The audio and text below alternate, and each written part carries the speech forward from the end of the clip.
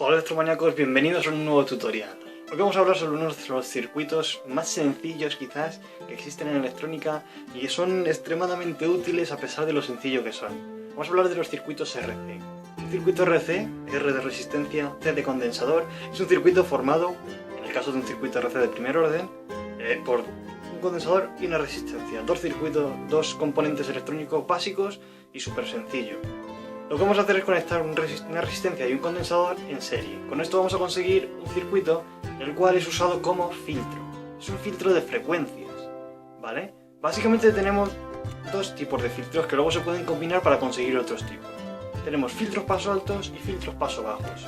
Los filtros paso altos son filtros que nos permiten que, introduciendo una señal de entrada en el filtro, tengamos una señal de salida la cual solo contenga frecuencias que estén por encima de la frecuencia de corte.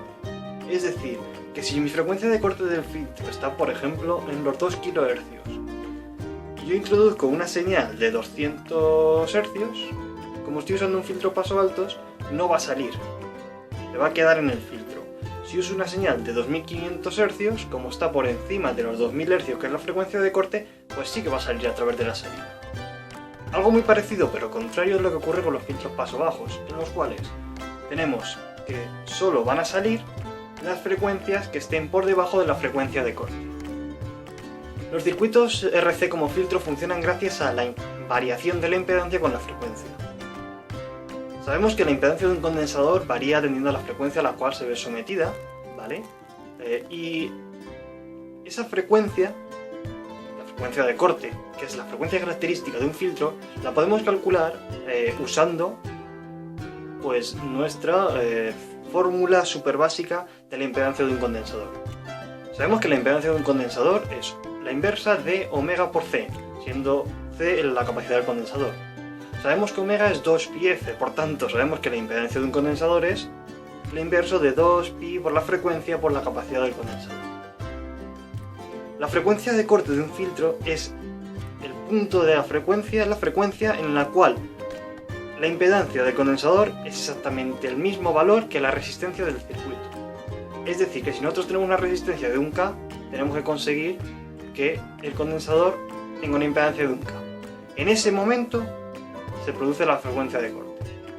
Por tanto, igualamos la resistencia del circuito a la impedancia, es decir, R es igual a 1 partido de 2πfc, y despejamos por la frecuencia.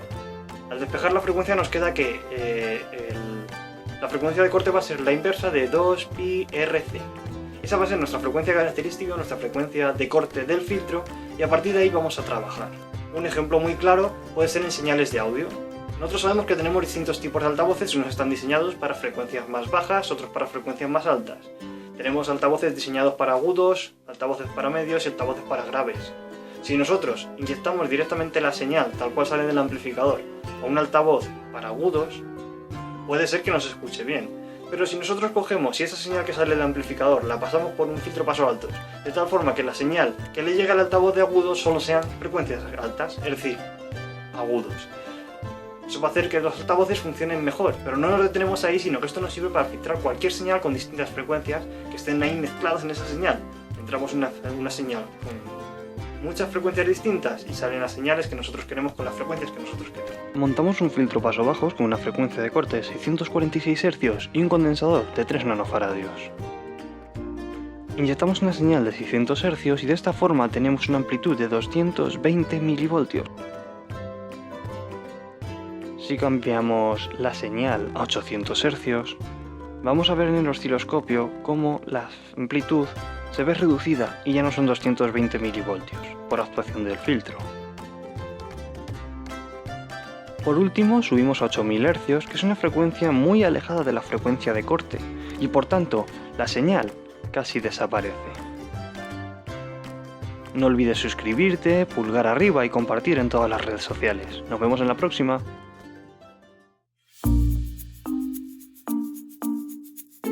Hey, ahora es cuando te suscribes, le das a like o entras a www.rinconingeniería.tk.